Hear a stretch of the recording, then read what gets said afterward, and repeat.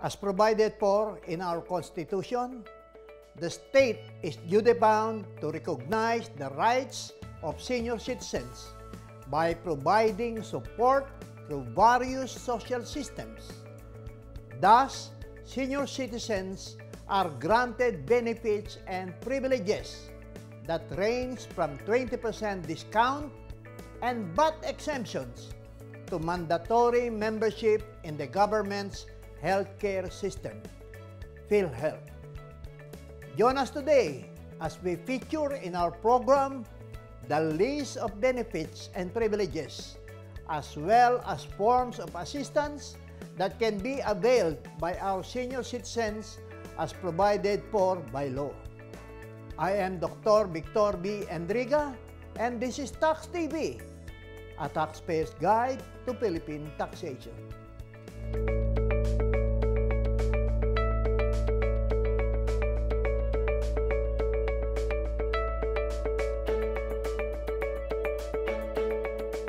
Senior citizens are granted several benefits under Republic Act Number 7432, the expanded Senior Citizens Act of 2003, as amended by Republic Act 994 to include additional services. Republic Act numbers 10645 further amended Republic Act 7432 to provide mandatory PhilHealth coverages for all senior citizens. In order to avail of these benefits, the senior citizen or his or her authorized representative shall present a valid and original senior citizen's identification card issued by the Office of the Senior Citizens Affairs, or OSCA, in the city or municipality where the senior citizen resides. The basic requirements and qualification in securing senior citizens' identification card are the following: must be a Filipino citizen, must be 60 years old and above, may apply to senior citizens with dual citizenship, provided they prove their Filipino citizenship and have at least 6 months residency in the Philippines. Today, it is common to see elderly people flocking cinema houses, particularly in Quezon City, Makati, and Mandaluyong, to enjoy the latest blockbuster movie for free, or line up at the checkout counter dedicated for seniors inside drugstores to avail of the 20% discount on medicines. Aside from medicine, this privilege can also be applied on purchase of essential medical supplies, accessories, and equipment, such as purchase of eyeglasses, hearing aids, dentures, prosthetics, artificial bones, wheelchairs, canes, etc. 20% discount also includes medical and dental services in private clinics, which also includes laboratory fees, x-ray, professional fees of doctors and physicians, and health workers. This discount also covers hotels, restaurants, movie and cultural houses, and other leisure and entertainment houses, and even funeral services. This is Tax TV. Stay tuned. We'll be right back.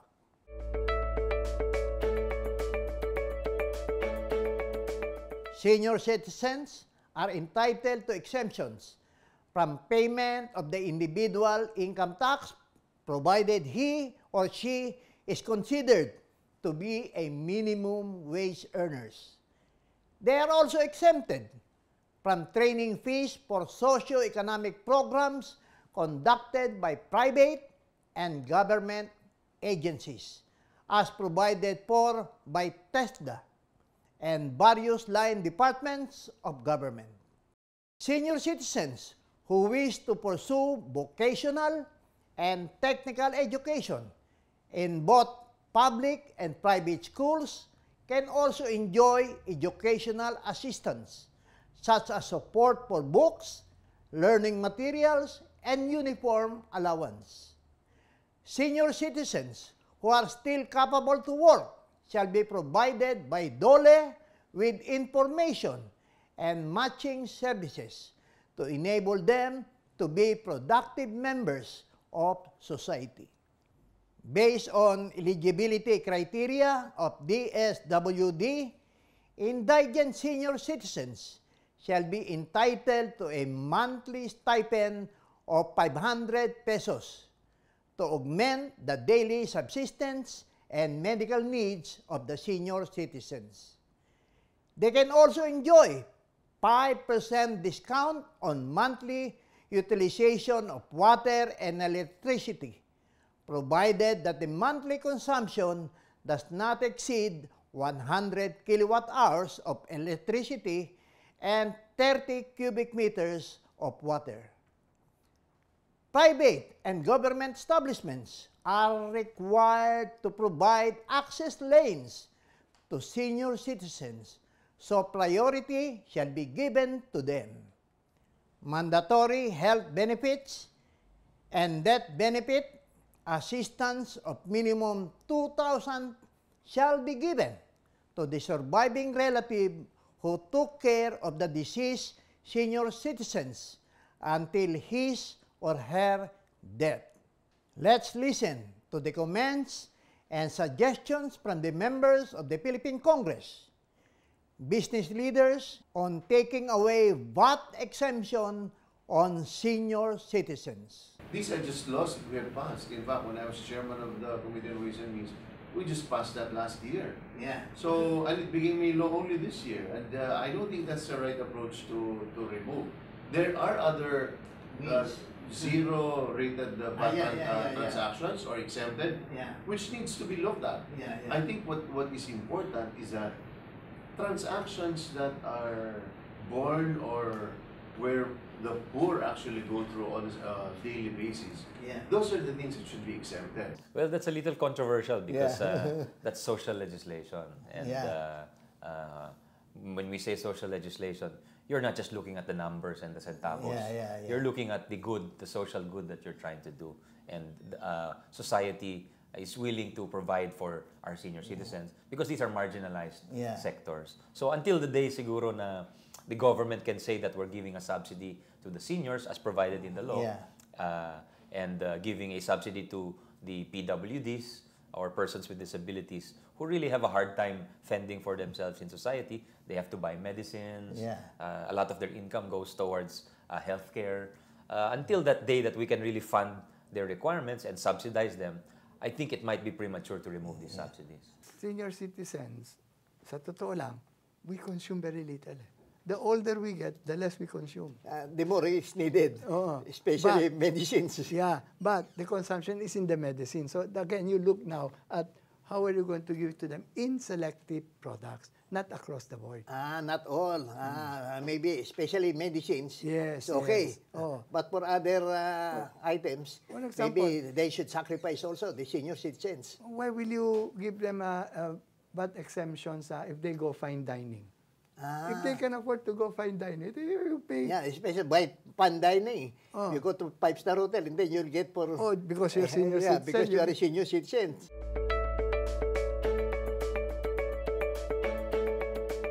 With us today is the National President of the Federation of Senior Citizens Association of the Philippines year 2011 and 2012 and incumbent President of the Federation of Senior Citizens Association of the Philippines, Quezon City Chapter and National Capital Region Chapter, Mr. George Banal Sr., who will share with us his insights on the proposed removal of VAT exemptions to senior citizens. Hi, George. Good morning. Magandang umaga, kaibigan, partner. Siyempre, Vic. hindi lang partner, talagang partner. both seniors. Tagal na natin Siyempre, matagal tayong nagsama sa City Hall eh. George, meron mga ibang legislators, especially in Congress, who are proposing to lower the age of senior citizens from 60 to 55, just like in the US. What could you say about that? For a while, iniisip ko na may pluses and minuses, no? Pero come to think of it, mas maraming minuses. Kasi pag ni-reduce mo yan, dadami mga senior citizens. Of course. Yun namang pagbabayad ng premium, mas less. Oo. Tsaka yung iba, magre-retire at age 55, tatanggap na maliit na pensyon. Samantalang kung patuloy sila, mas decente yung kanilang sweldo. At saka siguro naman, at the age 65, medyo malakas-lakas pa yan. Malakas pa, kagaya tayo. Tayo nga, nasa 70 plus na eh. Malakas pa. Maintain pa rin natin yung ating health. There are also some legislators and even the Department of Finance are recommending the removal of VAT from senior citizens. What could you say about that? Siguro, meron silang magandang pakay dyan sa pag-aalis nila ng 12% VAT. Pero alam mo, wag naman sana, not from us senior citizens. Noon kami bata, kami nakatulong sa community and nation building. Mandato ng state na kami ay alagaan, mahalin at talagang bigyan ng mga benepisyo. So talagang medyo, kumbaga nasa twilight show na tayo. Pagkatapos babawasan pa yung ating mga grasyang na natatanggap sa ating mga lalo na ngayon, napakaganda ng natatanggap ng mga benepisyo ng mga senior citizens natin. Lalong-lalo na during your leadership. Talagang napakalaking bagay yan. No? Marami rin mga, siyempre, yung mga nangangailangan natin mga kababayan na senior citizen, sa kanila parang gusto talaga nilang, yung mawawala kasi daw sa income tax na babawasan sa corporate at saka personal income tax, dito naman daw nila babawiin. So talagang, except on certain items daw, sabi niya sa DOF, like medicines. Siguro sa medicine, talagang hindi mo pwedeng tanggalin yan. Kasi, tapos yung mga health services, at saka yung pero ang pinakamatindi rito, tatanggalin daw nila, sa mga restaurants. Ano makukomento niyo po rito? Gaya ng nawika ko kanina, Vic, we have been enjoying these benefits for the past 6 years. Mula nung naipasa yung Republic Act 1994, parang Indian giver naman tayo. Binigay mo sa mga nakatatanda dahil sila'y nakatulong sa community and nation building. Ngayon, bigla mong aalisin. Huwag naman. There are many other sources of revenues na maaring ilagay dun sa mga tax reforms. Kagaya ng sin taxes. Di ba, tinaasan nila ang buwis ng sigarilyo at mga iniinom. So, gano'n naman sana. Tingnan mo, nagko-compute kami. Sa 100 piso, ano lang yung 12%? Is 12 pesos. 12 pesos. Ano lang yung kinakain sa food. Tsaka pag kami kumain sa restaurant, hindi naman kami lang nagsasama kami ng mga bata. Na magbabayad ng buo. Correct. Kami lang yung may diskwento. Tsaka ang daming nakakainan na mura lang.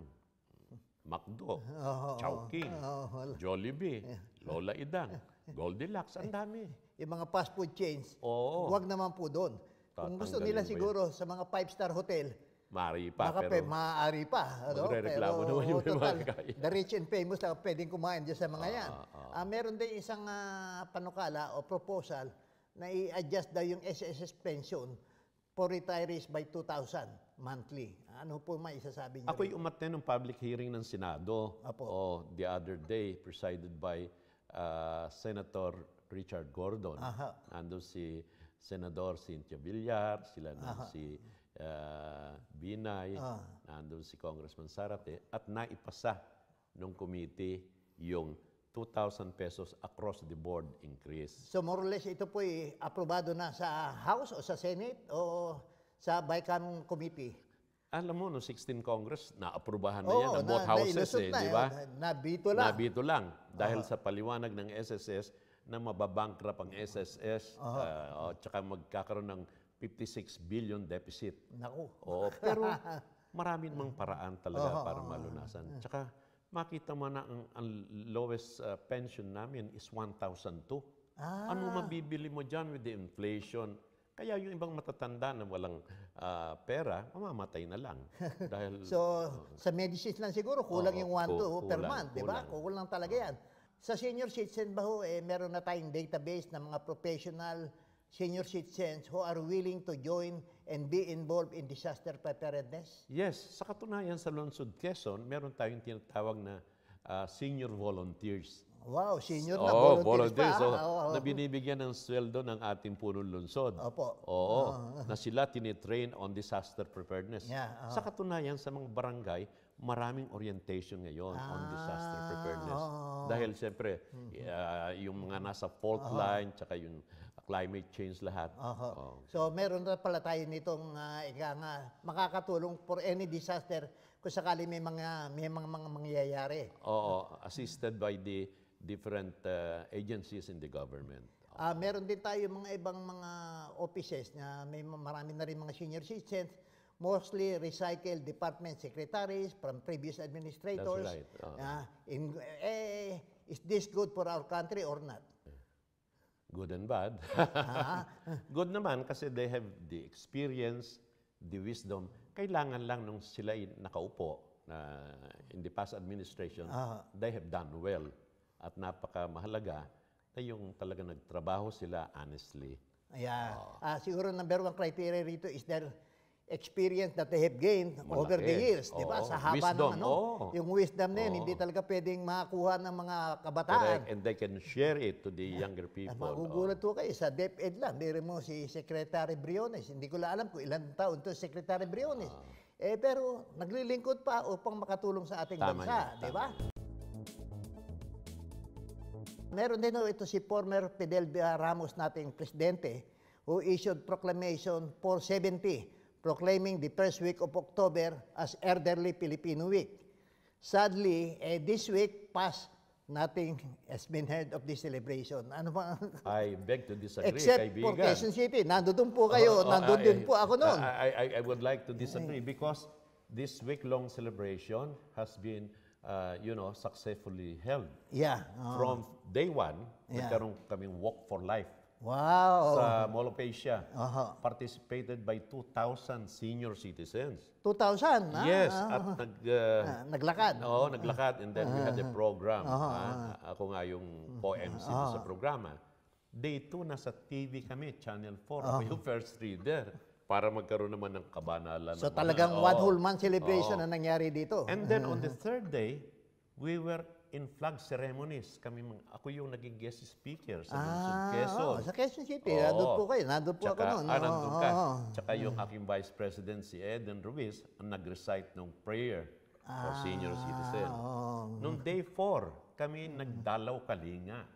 Nagpunta kami sa mga Boys Town, mga jailhouse pati Boy for Scout. women. Yun. And then, nagkaroon din kami ng noong day 6, disaster preparedness. At ang guest namin, si Vice President Lenny. Wow. Diyan sa bulwagan natin ginawa. Meron din po mga ibang mga senior citizens na up to now, hindi po nila alam yung mga privileges na dapat natatanggap nila sa gobyerno. Ano mo masasabi niyo rito? Alam mo, kaya nung pinirmahan ni dating Pangulong FBR yung Presidential Proclamation 470 ay para bigyan ng pagkilala at parangal ang mga senior citizen. Kaya nga ang gobyerno talagang mandated to give benefits and privileges. With the passage of Republic Act 1994, ay nadagdagan nga at isang major na dagdag, yung 12% VAT. Opo. Dapat din daw siguro binibigyan nito mga senior citizens na mga social activities. Siguro may mga iba-ibang klase, mga pulong-pulong, by way to remind them of their health and mind conditioning. Iba-iba ho. Ano nyo rin, pati sa barangay level, marami ho yan. Alam mo, Vic, sa bawat LGU ay nagpasa ang mga city council ng mga ordinansa na nagbibigay ng 1% out of IRA para pondo 1% nila. of the total IRA? Yeah. Di, ang laki po nito. Binibigay yan. Kagaya ko sa St. Ignatius, naging presidente ko ng senior citizens dito, meron kaming pondo. At maswerte sa Lungsod Quezon at sa ibang mayayaman na lugar sapagkat si Mayor malaki. Herbert Bautista Opo. ay merong 160 million na nakalaan. 160 para sa senior. Oo, 1% of the total Total era. budget naman. Total budget. Oo. Ang on budget top. po ng Lungsod Quezon is 16.1 billion. Billion. O, din mo 1% po nito, kaya 160 million. Correct. So, iyan ay kailangan lang may project proposal. So, sa bawat barangay, magbigay sila ng project proposal na merong mga physical exercises, Zumba, or what. Iyan, ini-encourage ng pamahalaan para sa ganun, mas mabuhay kami yung healthy aging. Humaba ng humaba mga buhay ng mga senior citizens. Kasi nagbibigay na tayo ng 100,000 pesos cash award Yeah. to centenarians. Centenarian. Pumasa na yung Centenarians Act, hindi ba? At nung September 26, nagkaroon ng ceremonial awarding to a 115-year-old centenarian. Meron tayo, 115-year-old. From Leyte. Wow. Si Tranquilino. Binigyan siya ng 100,000. Siguro yun ang oldest senior citizen Meron natin pa ngayon. mas matanda doon. Meron pa mas matanda. Si dating Senadora Helena Benitez nakatanggap ng 100,000 from umabot siya Cavite. 100. Oo, bago siya namahinga. Pero bago na ipasa yung batas na yan, sa Quezon City at sa ibang mga cities, meron na tayong binibigay. Kaya pala sabi ng ating mayor, si Mayor Herbert Bautista, mag-isip kayo na iba-ibang benepisyo dahil hindi natin alam kung paano gagastusin itong pondong ito na nakalaan para sa ating mga senior citizens. Sobra, tama. So kung maaari, magbigay kayo ng mga suggestions kung paano natin mapapaganda at mapapakinabangan ng mga senior citizens itong pondong ito. Kaya nga ang ginawa namin, ako bilang Pangulo ng Federation of Senior Citizens Associations of the Philippines, naipasa ko doon sa local poverty reduction team yung sabi ko, bakit ang mga kabataan meron daycare center? Bakit ang mga nakatatanda wala? Inaprubahan. Binigyan ako ng DSWD ng 4 million para makabili ako ng mga sports gadgets, dumbbell, treadmill, mga bingo cards, Scrabble, libro. At si Mayor, binigyan din ako ng 3 million para ma-improve yung opisina na parang daycare center for senior citizens. The first in the country. Siguro itong ginagawa ng Lungsod Quezon, dapat tularan ng iba't ibang mga bayan, lungsod at probinsya dito sa buong Pilipinas para medyo lalo pang humaba ang kabuhayan ng parang ating mga modelo senior tayo. citizen. Kasi naman, premier city tayo. Premier city. Opo. So, maging model ito at una-una, hindi nga nila alam kung paano gagastusin itong pondong 1%. Nagagala kami ng suporta ng pamahalaan, todo-todo. So, todo-todo talaga. There is a forever through government support. Dapat po talaga. So, again, maraming salamat po, George. At alam mo tayong mga senior, talagang humahaba yung buhay natin habang meron tayong ganito. Salamat salamat, George. At mabuhay ka. Mabuhay ka. The Philippines has strong family ties. Filipinos really take care of their elderly. When you get older, the attention of loved ones become higher in demand. The responsibility to improve the quality of life for the senior citizens goes beyond policies and health reforms. It also needs to be taken up by the senior citizens themselves, who have the power to map the course of their years and experience old age at its finest. Let us help build our nation. Give your share by paying your taxes correctly and promptly for a better tomorrow. Once again, I am Dr. Victor B. Endriga, and this is Tax TV, a taxpayer's guide to Philippine taxation. Thank you for watching.